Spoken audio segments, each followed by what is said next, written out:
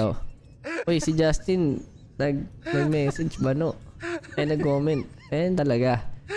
Ayan talaga yung mga masasarap trash talkin.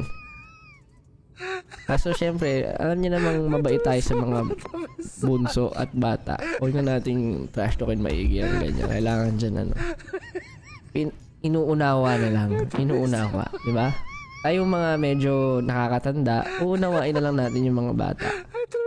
Okay lang yan dyan. Alam kong, syempre, ang laruan mo mga ano ba nilalaro ni dyan?